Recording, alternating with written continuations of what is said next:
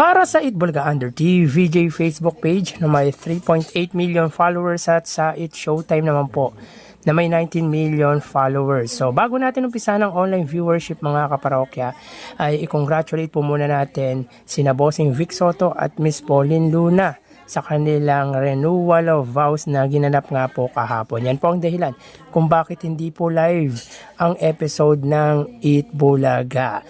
At dito makita natin mga kaparokya na ang pagitan ng followers ng dalawang noontime shows pagdating sa kanilang Facebook account ay mahigit 15 million followers. So tambak na tambak dito ang Itbulaga pagdating sa followers sa It Showtime. So sa oras na 1:08 PM, ang It Showtime po ay may kasalukuyang segment na Laro-Laro Pick. Ito po yung jackpot round ng Laro-Laro Pick na may pot money, if I'm not mistaken, na 200,000 pesos. Samantalang ang Itbulaga ay ang segment nila ay The Age is Right. So dito ang It Showtime ay may 3,100 viewers, samantalang Itbulaga ay may 2,900 live viewers. So again sa oras na 1:09 PM, ang It Showtime po may 3,100 viewers, samantalang ang Itbulaga ay may 2,900 live viewers. So makikita ninyo na present nga po si Vice Ganda sa It Showtime.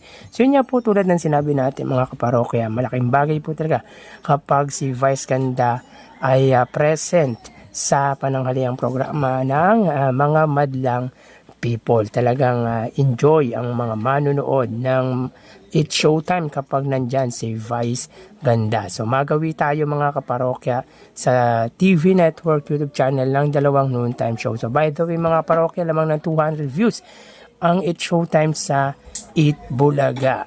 So sa oras na 1:09 PM para po sa It Showtime under GMA Network YouTube channel na may 40.8 million subscribers. At sa Itbulaga naman po under TV5 YouTube channel na may 2.71 million subscribers.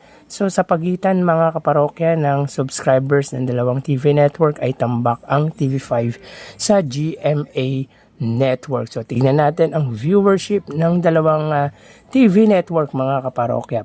Para po sa It Showtime under GMA Network YouTube channel ay may 25,000 viewers. At para naman po sa Itbulaga under TV5 YouTube channel ay may 13,000 viewers. So again sa oras na 1:10 PM ang It Showtime under GMA Network, sila po ay may 25,000 viewers at ang Itbulaga naman po under TV5 ay may 13,000 viewers. So dito makita natin mga kaparokya ang pagitan ng dalawang TV network YouTube channel ay 12,000 views at lamang nga po dyan ang GMA Network. So magawi tayo sa main YouTube channel ng dalawang noontime shows para po sa It Showtime under ABS-CBN It Showtime na may 2.76 million subscribers at sa Itbulaga naman po under Itbulaga TVJ YouTube channel na may 1.76 million subscribers. So ang pagitan ng subscribers ng dalawang main YouTube channel ng noontime shows ay 1 million. So sa oras na 1:11 PM ang It Showtime, sila po ay may 78,000 viewers. Ang Itbulaga naman po sila ay mayroong 124,000 viewers.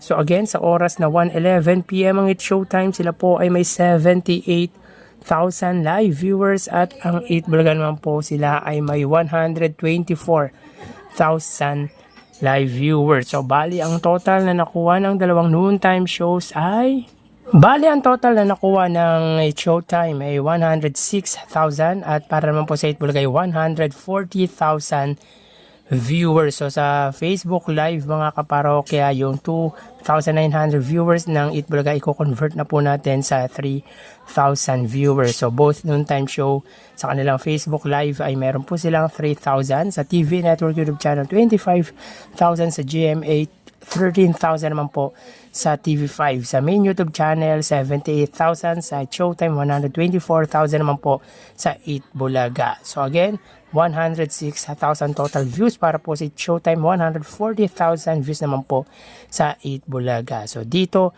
ay lamang ng 34,000 views ang 8 Bulaga against sa 8 Showtime. So tinambakan ng 8 Bulaga ang 8 Showtime pagdating sa online viewership ngayong araw po ng Sabado. So every Saturday mga kaparokya ay mababa ang views na nakukuha ng 8 Showtime, samantalang mataas naman po ang sa 8 Bulaga. So dito ay wagi ang 8 Bulaga laban sa 8 Showtime. So yan po lumalabas sa kanilang online viewership as of 1:13 PM. Magpapaalam na po ako sa inyo. Thank you and God bless.